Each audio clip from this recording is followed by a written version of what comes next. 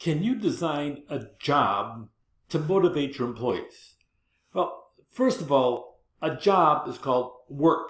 It's not called fun. You can have fun at work. You can have work that is fun, but the whole aspect of a job, there is a specific goal and objective why you hire somebody to come in and do work. Now, if you design it around motivation, about the aspect of trying to develop the employee at the same time that you're getting the work done, that'll be fabulous. So let's talk about the possibility of actually designing it, about fitting jobs with people.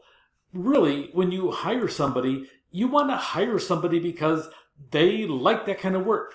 One time I had somebody apply in human resources, and he wanted to be a human resource specialist. And he really was a candidate, but I had 4 finalists, and I'm interviewing the last 4 finalists, and there are 2 others that seemed to have qualifications that were better than his. And I said, why do you want to be a human resource specialist? He sat there and he thought about it, and he says, I love this stuff. I just think it's fabulous. I totally like doing human resource stuff. I have to tell you, I hired him, and he did, and eventually he was a manager and a director at another college eventually, but he was loving that type of work.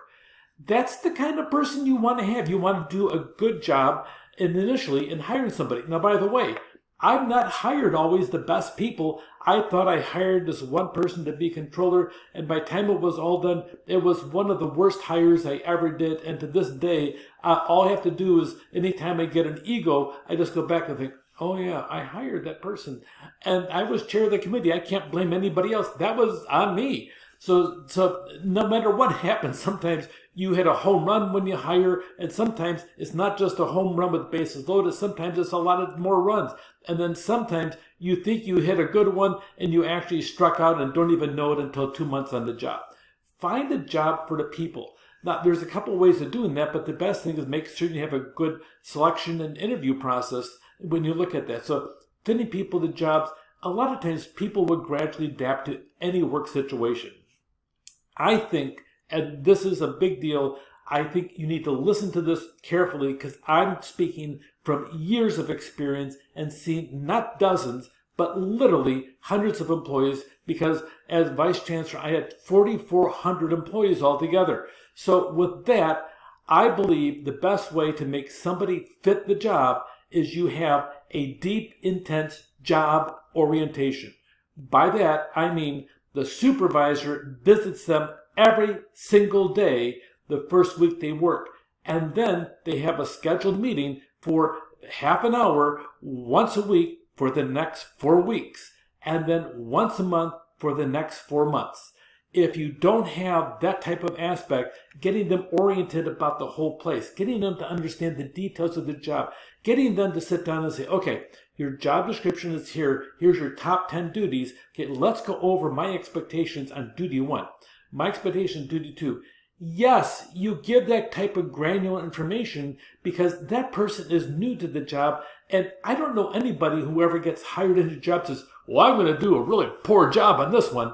I've never met anybody that has said that out loud, at least, and I've seen the results once in a while, but for the most part, I don't think people want to sit down and go into a job and fail. I think they want to be successful at it. You need to sit down and find the points, but I'm telling you the best way to do this is a solid orientation. Pay attention to scientific management. Now, part of this really comes down to as well, I tell new employees, now, I want you to do a couple things. If something is weird on the job, I want you to have a sheet of paper in your desk, and when I come back to meet you, I want you to sit down there and ask me about the weird things on the job. And sometimes you as a supervisor, you're going to come in the front door, you're going to walk past a problem, and you get so used to walking past the problem, I'm going to get to that, I'm going to get that. You forget the problem is there, and you have this fresh eyes sitting there you just hired. Listen to them, find out, explain what it is, and if they ask you a question and they think it's really kind of dumb, then you need to have a good explanation, but you also need to be listening because those fresh eyes can help you make your place even better. Do not ignore comments. Make certain you're listening to them and don't defend it. Sometimes the new person is right. Okay, reduce the number of tasks if the person is struggling. Have them focus on the duty. There's one job description I saw there, 43 different duties. It's going to be pretty much impossible for one employee to do 43 different duties. Normally, you have a top 10, you might have a top 15, you might even have 20, but don't be ridiculous about the number of jobs. Sometimes you strip it down to its simplest elements. A lot of times you'll have a job description here, and this person may do the 10 duties, and this one does 10 different duties, and life is good. It just depends what it is. Make sure you're paying attention to the task and increasing employee efficiency in the process. There's two things I want to leave here especially with you. Job enlargement, where you're putting more variety into a job. When you're doing a mundane mechanistic job, here they're doing sandwiches, and it's very routine. I need to do this. Split the bun. Pull it out of the oven. Make certain I split the bun. Then I got to do this. Then I got to do this. Then I got to do this. Enlarge the job. Give them responsibility from baking all the way to cutting, preparing, wrapping, and delivering to the customer. Sometimes giving all the duties will sit down there and just break up the monotony and keep them sharp and fresh. Have them switch jobs. Think about different opportunities. If you're going to have a job like this in a fast food place, think about the aspect of it's very mechanistic. In other words, it is the same task here, here, here, here, here. Try to sit down and enhance it by giving the person more responsibility, and you may be cranking out future store managers if you do this right. Job enrichment, putting more responsibility and other motivating factors into a job. Sit there, let them see the final product and what that is like. Job enrichment, enhance a job by adding more meaningful tasks. Job enlargement is similar, but not exactly the same because you're enlarging the scope. You're not changing the duties, you're just enlarging them, giving more duties and responsibilities. In a fast food place, it wouldn't be unusual for somebody to be able to do all the duties at the counter in a week.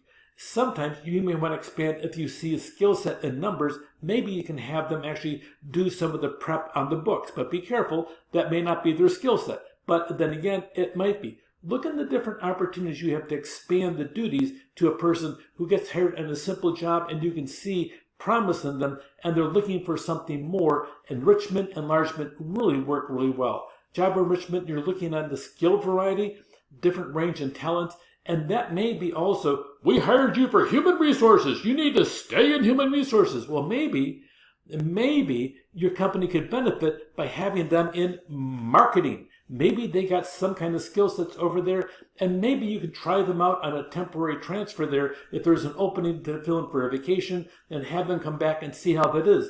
Sometimes giving them variety is a large amount of duties and helps them long term. 72% in the survey, and I've been tracking this over the years, and it went from 2002 to 2016, and I was watching this. 72 to 76% of all chief executive officers are promoted from within the organization. That's because somebody gave them a chance. They started over here. Somebody gave them a chance, a really good way to have that kind of in-depth knowledge about the duties of an entire organization is to have lateral transfers. They're making similar money and bouncing for different things by having skill variety. Task identity, make certain they can sit down and do this thing and add it to the resume. And the significance, have them see the impact on other people because they did this well or they didn't do it well. And then let them have authority as to how the work is done. Sometimes you have a set way of doing things. We need to do these 5 different ways of doing this. And sometimes it can reduce to 3 if you let them have that freedom and they save time and money in the process and give them feedback. We call it horizontal loading, where you're adding similar tasks for job enlargement, and sometimes you just reduce the monotony by diversing the tasks and then providing some flexibility. The aspect of it, job enrichment, it really does increase the motivation, job satisfaction, and employee engagement. Enlargement reduces boredom, increases skill variety, and flexibility. You got some challenges there as well, but between them all, this is a good way to sit down and help improve your aspect when it comes down to the world. So make certain that you know the 5 different characteristics, how the model works. Evaluate, test, and ask again.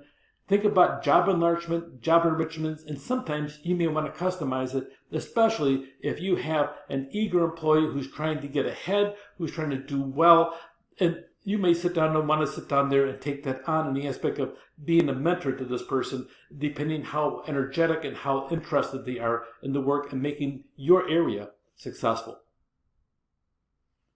Take care.